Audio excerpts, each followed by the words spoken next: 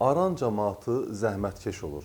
Elə bir qrup Kürdəmirli də illər əvvəl Bakı Kürdəmir yolunun kənarındakı əkilməyən torpaqda yenidən əkin, tərəvəz əkmək qərarına gəlir. Günəşli bir bahar səhərində yer belləyərkən onların qabağına qəribə bir mənzərə çıxır. İnsan kəllə sümüyü. Həm də hələ tam çürüməmiş bir sümük. Saçlarından bəlli idi ki, sümük qadına məxsusdur. Kürdəmir sakini Vahid Məmmədov hüquq mühafizə orqanlarına məlumat verir ki, bəs sakinlər Bakı Kürdəmir yolunun kənarında yer belləyərkən yoldan təxminən 500 metr aralıda torpaqdan kəllə sümüyü tapıblar. Rayon prokurorluğunda cinayət işi açılır. Bəlkə də bir filmə, romana mövzu olacaq qədər çətin bir istintaq başlayır. İş elə ilk addımından peşəkarcasına başlanır. Müstəntiq və əməliyyatçılar həmin kəllə sümüyünün çıxdığı yerin ətrafını da qazdırırlar. Nəticədə kəllə sümüyünə xas insan, bədən sümükləri də tapılır. Biraz da axtarılarkən artıq kəllə sümüyünün ətrafından çürüyüb torpağa qarışmaqda olan körpə, uşaq sümükləri də tapılır. Sümüklər ekspertizaya göndərilir. Bəlli olur ki, skelet 25 yaşlarında olan qadına və uşaq sümükləri isə həmin qadının 5-6 aylıq qız körpəsinə aiddir. Ana başından küt halətlə vurularaq, körpə isə çox güman ki, boğularaq öldürülmüşdür. İndi isə qalırdı əsas sualı tapmaq. Ana və balanı kim öldürmüşdü? Ancaq bu sualı tapmaq üçün öncə istintaqçılar bilməli idi ki, bu ana və bala kimdir? Bunu bilmədən cinayəti açmaq qeyri-mümkündür.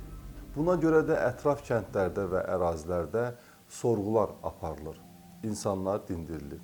İtkin düşən, yaxud son vaxtlar gözə dəyməyən şəxslərlə bağlı ana və körpə uşaq müstəvisində yüzlərlə insan danışdırılır.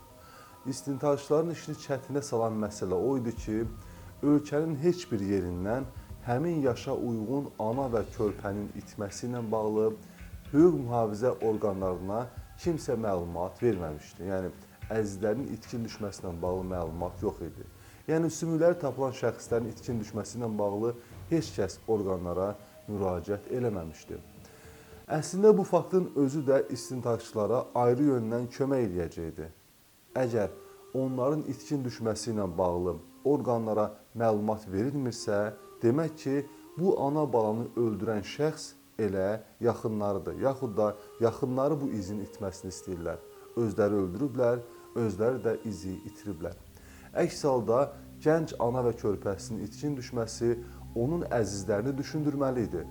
Müstəntiq Bayramov yaxın kənd sakinləri ilə yanaşı eyni zamanda köç prosesini də düşünürdü. Çünki həmin yerdə bastırılacaq şəxslər təkcə Kürdəmir sakinləri yox, buradan hər il 2 dəfə köç edən müxtəlif şəxslərə də aid ola bilərdi. Hələ ki, müstəntiqin əlində, daha doğrusu fərziyyəsinin mərkəzində olan yeganə fakt ana balaya məxsus sümüklər idi, başqa heç nə. Lakin Bayramovun əlində olmasa da özündə əlahiddə bir silah var idi. Müstəntiqin ən sadiq silahı, məşəli olan fərziyyə. Bayramov düşünürdü ki, əgər ətraf rayonlarda heç kəs ana və balanın yoxa çıxdığını hiss eləməyibsə, ola bilsin ki, həmin qadın yataqda tərəkəm ailəsindən olan, kənddən, eldən uzaqda yaşayan ailədən ola bilər. Müstəntiq fərziyyələr irəli sürə-sürə qaranlıqda irəliləyən müdrik qoca kimi gəlib məsələnin astanasına çatır.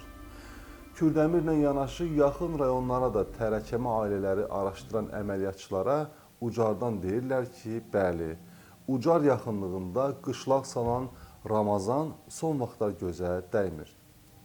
Onlarla birgə yaşayan Gürcü baldızı Fatimat isə ümumiyyətlə son illər ərzində yoxdur. Yəni, son bir xeyli müddətli Fatimat ümumiyyətlə yoxdur. Ramazan da artıq görünmür. Ramazanın arvadı Zeynəb də deyir ki, bacıları Gürcüstana qayıdıb.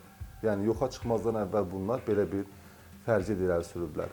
Yatağa qatıq almağa gedib gələn sakinlərdən biri isə deyir ki, bir neçə il əvvəl ora gedəndə görüb yataqda 2 qadın var. Onlardan biri hamilədir. Ucar hüquq mühafizə orqanlarından Fatimatın rayonda müvəqqəti yaşaması üçün təqdim etdiyi sənəddən onun fotoşəkli götürülür və ekspertizaya göndərilir. Ekspertiza həmin qadın sümüklərinin fotoşəkildəki qadına məxsus ola biləcəyini təsdiqləyir. Yəni, böyük faizlə ehtimal doğrulanır ki, məhz öldürülən qadın Fatimatdır. O da bəlli olur ki, Ramazanla Zeynəbin kiçik uşaqlarının 5 yaşı var. Yəni, Ucar sakininin qoyun yatağında hamilə gördüyü qadın Ramazanın arvadı Zeynəb yox, baldızı Fatimat idi. Bəs Fatimat və körpəsi hardadır? Əslində əməliyyatçılar Ramazanı da rahatlıqla tapa bilmirlər. Bütün rayonlara məlumat verilsə də səs çıxmır. Ramazan tapılmır. İsmayıllı hüquq mühafizə orqanlarının əməkdaşları isə təkcə Ramazan Qədimov adlı şəxsi axtarmır. Onlar son zamanlar rayona gəlmiş bütün çobanları, şəxsləri araşdırırlar. Hamının sevimlisinə çevrilmiş Mürvət çoban kimi tanınan şəxsin sənədləri yoxlanıldıqda əməliyyatçılar dərindən köks ötürür. Bəli, özünü hamıya Mürvət kimi tanıdan şəxs mürvətsiz Ramazan Qədimov idi. Beləcə istintaq yeni mərhələsinə qədəm qoyur. Ramazan və Zeynəb Fatimat hardadır sualına cavab olaraq deyirlər ki, onunla yola gedə bilmədiklərinə görə Gürcüstana yola salıblar. Bundan sonraki dindirmələr də Fatimatın yola saldığı tarix, kimin tərəfindən hara qədər yola salınması, hamilə olub-olmaması, uşağının neçə aylıq olması, doğulub-doğulmaması barədə suallara ər və arvad müxtəlif cavablar verməyə başlayır. Belə olduqda Ramazan rayon prokurorluğunun qərarı ilə 10 günlük saxlanılır. Artıq Ucar rayon xəstəxanasından da cavab gəlmişdi ki, Fatimat bu hadisədən bir il əvvəl, təxminən bir il əvvəl xəstəxanada bir qız övladı dünyaya gətirib. Bu faktdır. Dalana dirənən Ramazan əvvəlcə deyir ki, baldızının hamilə olduğunu bildiyi gün onu evdən qovub. Qalan taleyindən xəbərsizdir. Ancaq istintaqçılar artıq bilirdilər ki, Fatimat uşağını məhz elə Ramazan və Zeynəbin əhatəsində xəstəxanada dünyaya gətirib. Bunu onlara Ucar xəstəxanasından demişdilər. Ramazan cinayəti gizləməyə çalışsa da, istintaqçıların işini uzatsa da, arvadı Zeynəb təzyiq olunmaz faktlar və kəskin suallar qarşısında aciz qalır və hadisəni bildiyi yerə qədər etiraf edir. O deyir ki, onlar Gürcüstanlıdırlar. Ataları öləndən sonra anası və bacısı ilə bir yerdə tək qalıblar. Əri Ramazan heyvan alveri ilə bağlı Gürcüstana tez-tez gəlib gedirmiş. Ramazanla məhz o zaman tanış olub və onunla evlənərək Ucara köçüb. Bundan bir neçə il sonra özündən 8 yaş kiçik bacısı da Gürcüstandan Ucara köçür və onlarla birgə yaşamağa başlayır. Lakin Zeynəb çox keçməmiş bacısı ilə ərinin münasibətindən şübhələnir. Biraz da keçəndən sonra artıq bacısının hamilə olduğunu öyrənir. Ramazan isə arvadına söz verir ki, Fatimat uşağı dünyaya gətirən kimi onu anasının yanına, Gürcüstana aparacaq, narahat olmasın. Qadın onu da deyir ki, Ramazan dediyi kimi də edir. Uşaq doğulan kimi Fatimatı Gürcüstana aparmaq adı ilə evdən çıxarır. Bundan sonra bacısının taleyindən, daha doğrusu bu hissədən sonraki taleyindən xəbərsizdir. Artıq cinayətin bu yerə qədər olan hissəsi bilindiyindən Ramazan məsuliyyətdən qaçmağa davam eləyə bilmir. Hər şeyi danışır. Belə ki, o Fatimatı Gürcüstana aparmaq adı ilə evdən çıxardıqdan sonra onu Ucardan Kürdəmirə aparır. Oradakı bir dostunun evində arvadı kimi təqdim eləyərək bir müddət onu dostu güldə saxlayır. Artıq dostu da bir müddət sonra anlayır ki, təxminən 3 ay sonra bu qadın Ramazanın arvadı yox, baldızıdır və qucağındakı uşaq da Ramazandandır. Belə olduğu halda Ramazan zavallı Fatimatı və hələ bu dünyada heç bir günahı olmayan 5 aylıq körpəni də götürərək gecə saatlarında yola çıxır. Onları evə aparmaq adı ilə Kürdəmir-Bakı yolunun kənarına gətirir. Fatimat qabaqda gedərkən əvvəlcədən götürdüyü daşla onun başına zərbələr endirərək Fatimatı öldürür. Davamında körpəni də boğaraq həyatdan məhrum edir.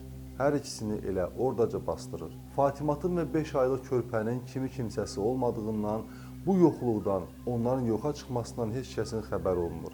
Bəlkə də Kürdəmirlər uzun müddət sonra yolun kənarında əkin əkməsəydilər, ana balanın sümükləri də beləcə çürüyərək izləri itəcəkdi. TV11 YouTube kanalı sərfəli reklam şərtləri təqdim edir. Ay ərzində milyonlarla baxış, milyonlarla insan diqqət istəyirsinizsə, öz məhsullarınızı bizim kanalımızda sərfəli şərtlərlə effektiv şəkildə reklam edə bilərsiniz. Bunun üçün 070 291 78 98 nömrəsindən əlaqə saxlaya, eyni zamanda WhatsApp vasitəsilə yaza bilərsiniz. 1960-cı illərdə baş vermiş bu hadisə həmin dövrün cinayət məcəlləsinə uyğun sənədləşdirilir və Ramazanı həmin vaxt üçün ən ağır cəza, güllələnmə cəzasına məhrum edilməsindən bağlı qərar verilir. Bir il yarımdan sonra nəhayət Ramazan öz əməlinə uyğun cəzalandırılır, güllələnir. Salamat qalın.